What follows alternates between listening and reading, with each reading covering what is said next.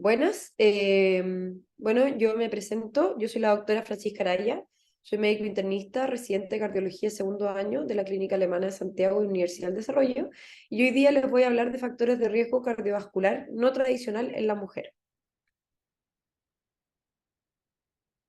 Para empezar, todos sabemos que la enfermedad cardiovascular es la primera causa de muerte en Chile y en el mundo, junto con los neoplasias.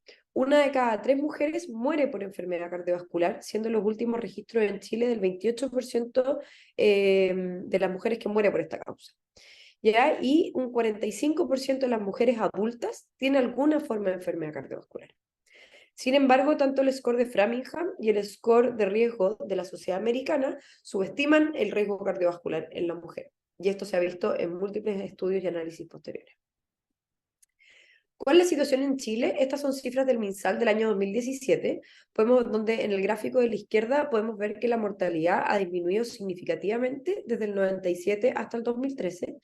Sin embargo, como se ve en el gráfico de la derecha, se ve que las mujeres siguen teniendo una menor sobrevida al año del infarto al comparar con los hombres, siendo un 75% versus aproximadamente un 83%. Y esto también va de la mano con un estudio publicado en el año 2013 en la Revista Española de Cardiología, que evidenciaba que sobre todo las mujeres jóvenes tenían una mayor mortalidad intrahospitalaria por infarto que los hombres en los hospitales de Chile. Ahora, ¿por qué sucede esto? Muchas veces las mujeres con dolor torácico son tildadas de ansiosas, con depresión o con dolores musculares, en donde incluso hay registros estadounidenses de infarto en donde el personal médico tiene menor probabilidad de diagnosticar los síntomas de la mujer como relacionados al corazón. Y por otro lado, al ser diagnosticadas, tienen menor probabilidad de ser tratadas según las guías clínicas, tanto ya sea por educación, por precariedad económica, o por el sesgo de la menor prevalencia de enfermedad cardiovascular en la mujer. Todo esto lleva a que la enfermedad cardiovascular en la mujer sea subreconocida, subestudiada, subdiagnosticada y finalmente subtratada, incluyendo tanto el tratamiento farmacológico como el procedimiento de revascularización en sí. Ahora, ¿por qué no se piensa en enfermedad cardiovascular en la mujer? ¿Por qué es menos reconocida? Efectivamente, hay factores que hacen que tanto el paciente o la paciente como el médico crean que la enfermedad cardiovascular es menor en la mujer. Primero que todo, tenemos la conocida cardioprotección hormonal de los estrógenos en la edad fértil, en donde los estrógenos tienen influencia en el metabolismo de las lipoproteínas y también tienen efectos directos sobre la musculatura lisa vascular, además induciendo la producción de factores como el óxido nítrico y las prostaciclinas en el endotelio, que dan efectos vasodilatadores y antiagregantes de manera local. Y es por esto que se ha llegado al pensamiento cultural, popular, podríamos decirlo, de que las mujeres no sufren de infarto y se les da importancia a otras enfermedades del sistema reproductor que también son prevalentes en la mujer, como el cáncer de mama, el cáncer de ovario y el cáncer del cuello cervicuterino. Pero, como bien sabemos, nosotros perdemos esta protección hormonal al momento de la menopausia, en donde las mujeres alcanzan las mismas tasas de eventos cardiovasculares que los hombres, pero con un retraso de aproximadamente 10 años. Ahora, todo esto nos lleva a que efectivamente somos distintas al sexo masculino, y esto se refleja en la fisiopatología, que es similar, pero no es igual. Sí hay cosas que tenemos iguales, como por ejemplo, tenemos que no tenemos diferencia en las excentricidades de la placa, tampoco los depósitos de calcio, ni en la relación entre placa vulnerable e infarto. Pero sí tenemos arterias de menor calibre, la vasculopatía en la mujer es menos extensa. En el cuanto al evento agudo, en las mujeres hay una mayor prevalencia de eventos secundarios a erosión de placa más que en los hombres. Y también tenemos una mayor cantidad de enfermedad coronaria no obstructiva, tanto el síndrome coronario agudo y crónico, que es algo que estamos también desarrollando en los últimos años en la investigación. Ahora, ¿qué es lo que pasa cuando ya la mujer se presenta con la enfermedad? Bueno, primero que todo, la primera manifestación de la enfermedad coronaria es distinta. Las mujeres suelen tener más angina estable, es decir, más síndrome coronario crónico, al comparar con los hombres, y se tienen una menor presentación de infarto con supra, siendo del 10% en las mujeres versus alrededor del 6% de los hombres.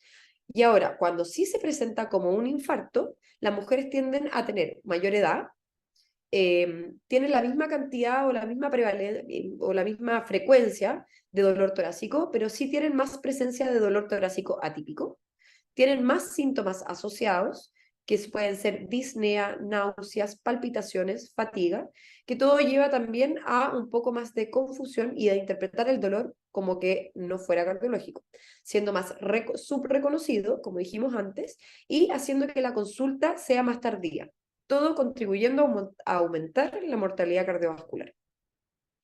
Ahora, hablemos de los factores de riesgo cardiovascular de la mujer. Primero que todo, tenemos los clásicos, que son tanto compartidos en hombres como en mujeres, pero que sin embargo nos afectan de manera distinta. Primero, el tabaquismo. Es importante saber que el tabaquismo es peor para la mujer que para el hombre. El fumar la misma cantidad de cigarros aumenta el riesgo de infarto 6 veces en la mujer versus 3 veces en el hombre. Y además, el riesgo de enfermedad coronaria aumenta aún más si la paciente también usa anticonceptivos orales. En cuanto a la hipertensión, sabemos que en las mujeres se asocia más a la obesidad, que tiene una mejor respuesta a las dietas bajas en sal en las mujeres que los hombres. Y también, sobre todo en la época más fértil, en las mujeres más jóvenes, la incidencia aumenta en 2 a 3 veces en las pacientes usuarias de anticonceptivos. En cuanto a la diabetes, sabemos que es un factor de riesgo que es más potente para las mujeres que para los hombres en cuanto al riesgo cardiovascular. Las mujeres debutan más jóvenes con diabetes y tienen hasta 50% más eventos cardiovasculares de insuficiencia cardíaca y de mortalidad cardiovascular respecto con sus pares masculinos. Ahora en la dislipidemia, a pesar de que los perfiles son más favorables descritos durante la edad fértil, en el momento de la menopausia pasan a tener un comportamiento similar a las dislipidemias de los hombres. Sin embargo, tienen menor probabilidad de ser tratadas con estatinas y tienen menor probabilidad de mantener el tratamiento a largo plazo. La edad, como ya dijimos, que debutan 10 años más tarde que los hombres. Y en cuanto al sedentarismo, que sabemos que es un factor de riesgo muy prevalente en la sociedad actual, aún así es más frecuente en la mujer, siendo un 90% versus un 83% en la última encuesta nacional de salud. Ahora, pasemos a los riesgos que son más de la mujer. Primero que todo, tenemos los que están en ambos sexos, pero que son más prevalentes en la mujer. Primero que todo, el cáncer de mama. Sabemos que por el cáncer de mama en sí hay mayor riesgo por la radioterapia en el tórax y la quimioterapia que a largo plazo aumentan los factores de riesgo cardiovascular. Tenemos la enfermedad autoinmune, en donde el lupus y la artritis reumatoide aumentan en 3,5 veces el riesgo de enfermedad cardiovascular. Y esto es importante e interesante saberlo, que la principal causa de muerte en mujeres con lupus en los Estados Unidos es la enfermedad cardiovascular y no las complicaciones propias del lupus. Así que esto es algo que ha ido tomando harta importancia. Y también tenemos los factores psicosociales, las diferencias en educación, en ingresos y en acceso a la salud, que también contribuyen a que la mujer tenga más factores de riesgo. Ahora, ¿por qué es importante los factores psicosociales?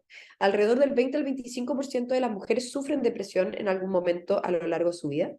Y tanto la Asociación Americana de Cardiología como la Europea han incluido la depresión como un factor de riesgo modificable para la enfermedad cardiovascular.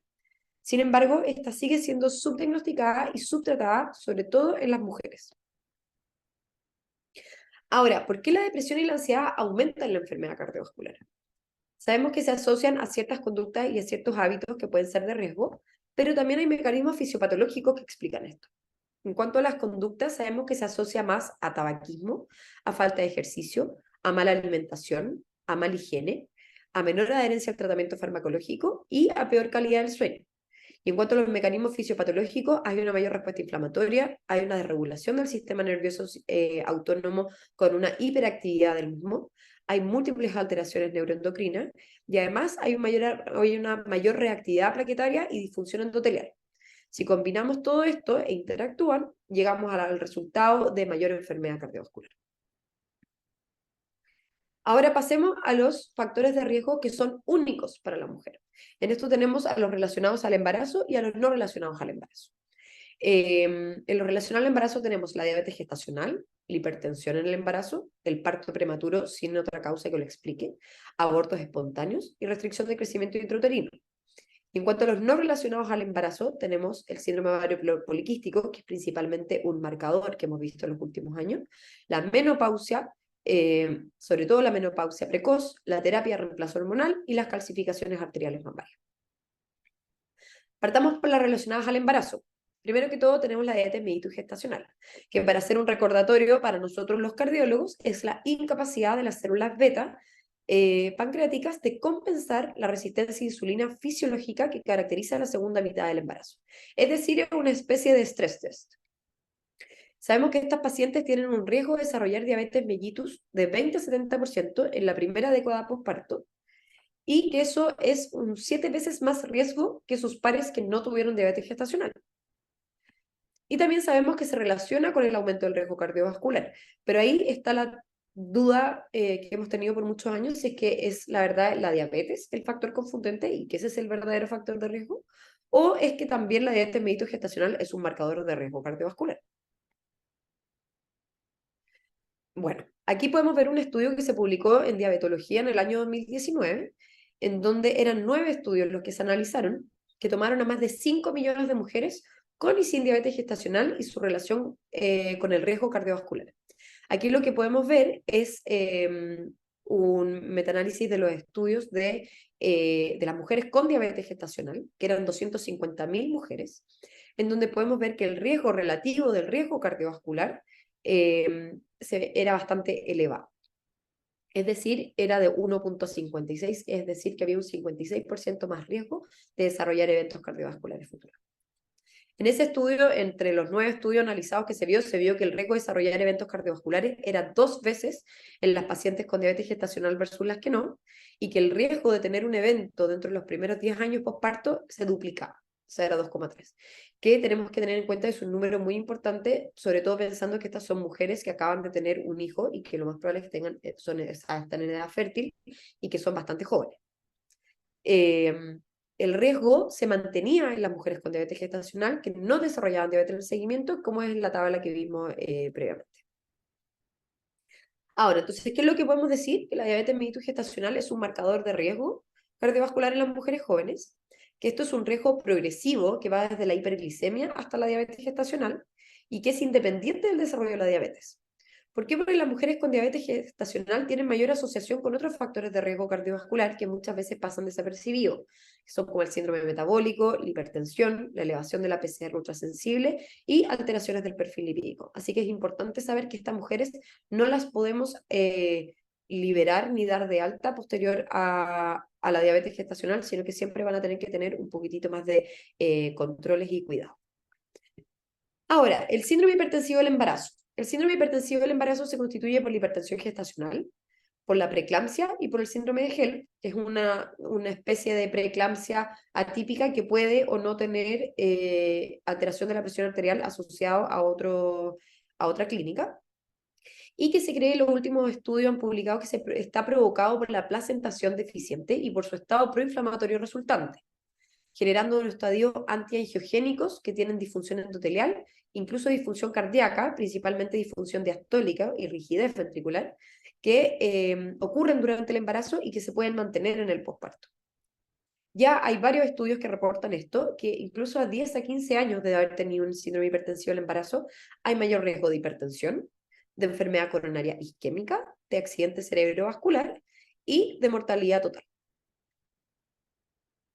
Y esto es lo mismo que se cree que ocurre en las pacientes que tienen parto prematuro sin explicación, con abortos espontáneos y con hijos con restricción del crecimiento intrauterino, en donde hay una placentación defectuosa que es la causante y de todos estos problemas y que es la manifestación del mismo problema, que al final todo se traduce a mayor riesgo cardiovascular. Entonces, ¿qué es lo que tenemos? Es una mujer, que podemos ver aquí, como con factores de riesgo subclínicos, por así decirlo, y que al momento del embarazo tiene anormalidades placentarias en la vasculatura placentaria. Y esto lleva a eventos adversos del embarazo, ya sea cualquiera de los que mencionamos previamente, y que esto termina funcionando en alteración de los mecanismos de la función cardíaca, con disfunción cardíaca, disfunción endotelial coronaria, y pérdida del compliance arterial, llegando finalmente a un evento cardiovascular y enfermedad cardiovascular. Ahora, ¿qué es esto? Es muy importante porque a pesar de que esto uno podría decir que es secundario a los factores de riesgo tradicionales que una mujer con estos factores de riesgo subclínicos va a tener. La verdad que los factores de riesgo tradicionales solamente explican el 15% de los eventos posteriores de estas pacientes y por lo tanto tenemos que tener en cuenta que el riesgo es independiente de los factores de riesgo tradicionales.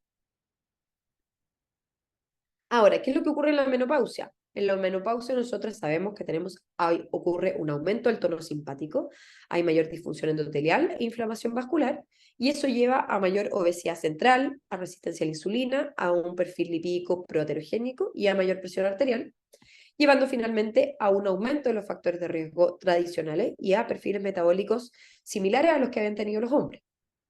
Y todo esto va a llevar a enfermedad cardiovascular. Ahora, ¿qué es lo que ocurre? Mientras más joven nos ocurre esto, más precoces van a ser esos cambios.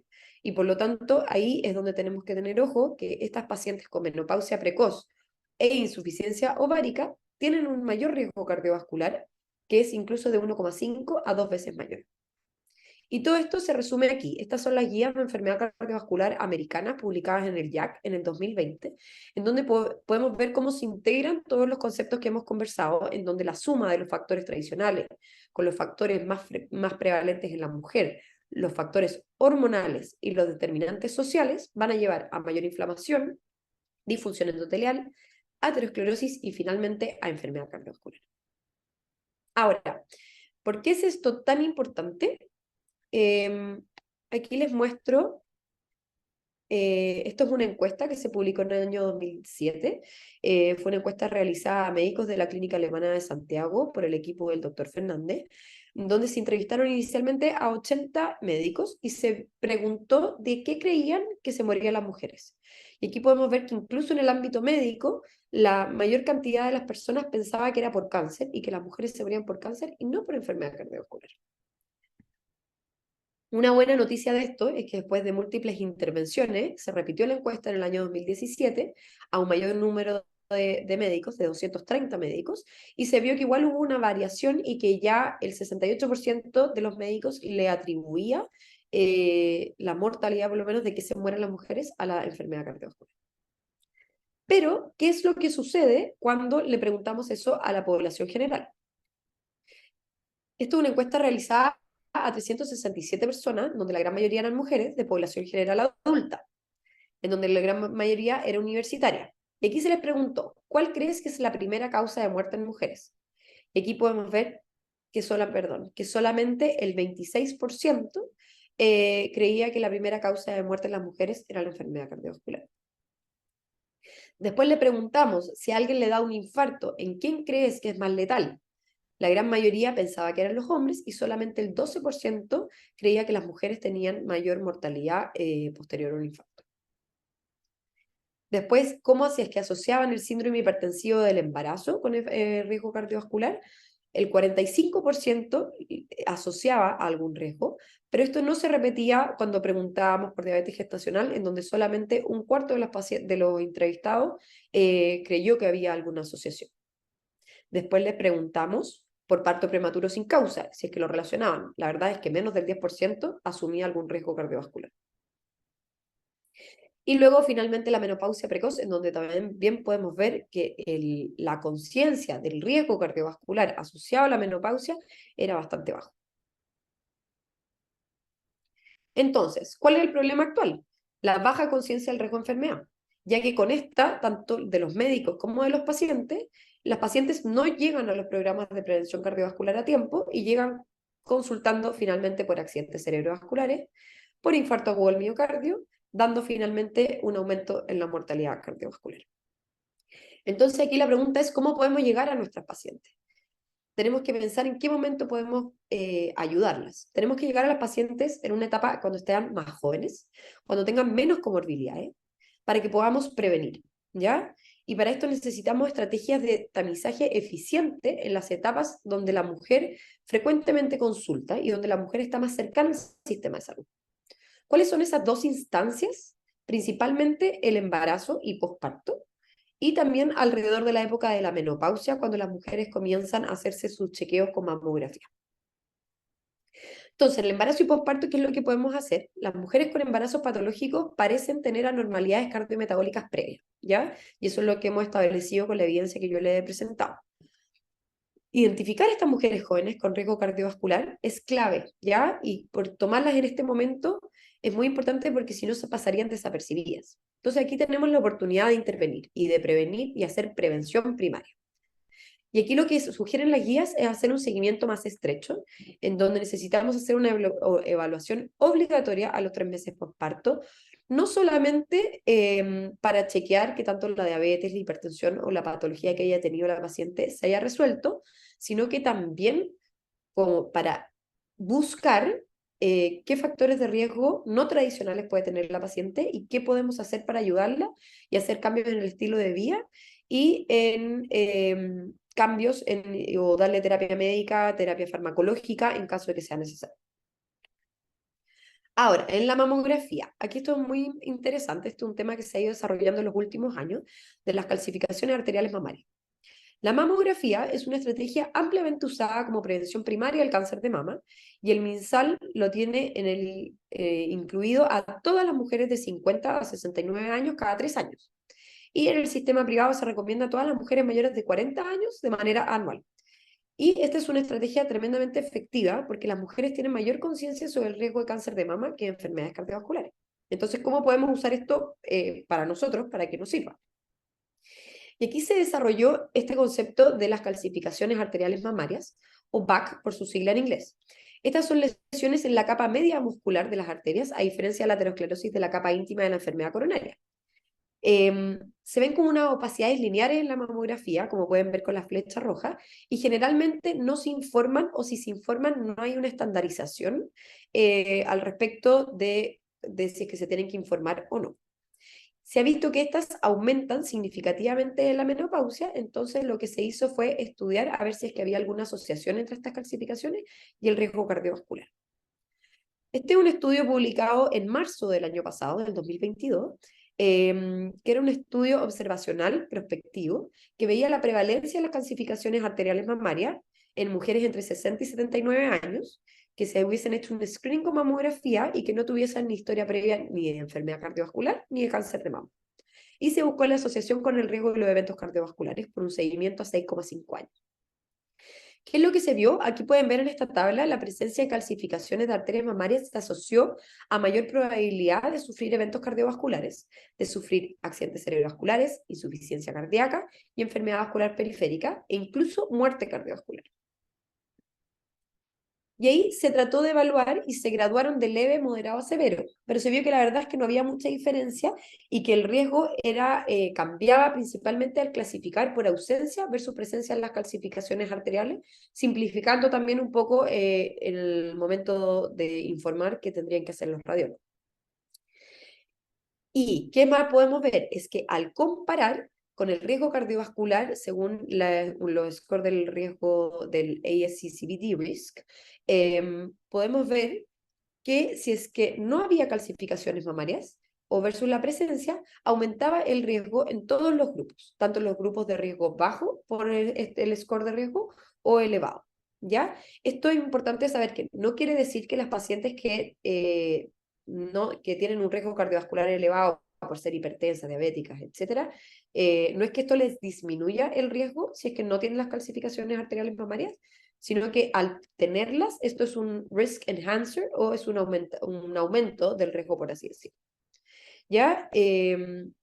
Así que, ¿cuál es la gracia de esta información? Que esta es una nueva medida para optimizar la estimación de riesgo dadas por los scores tradicionales y que solo requeriría el informe de presencia o ausencia, por lo tanto parece ser algo bastante simple que podríamos usar tanto para el tamizaje de cáncer de mama como para el tamizaje de riesgo cardiovascular. Entonces, ¿qué podríamos decir? Los factores de riesgo cardiovascular son muchos y deben ser buscados y reconocidos en todas las etapas de la vida. Se debe aumentar la conciencia de la enfermedad cardiovascular en la población general y en el personal de salud. Y el reconocimiento de estos factores nos permite hacer evaluaciones de riesgo optimizadas para el sexo femenino, mejorando la pesquisa de mujeres con alto riesgo de eventos cardiovasculares. Y que tenemos nuevas estrategias de tamizaje alternativas para reconocer a las pacientes con mayor riesgo cardiovascular que deben seguir siendo desarrolladas. Muchas gracias.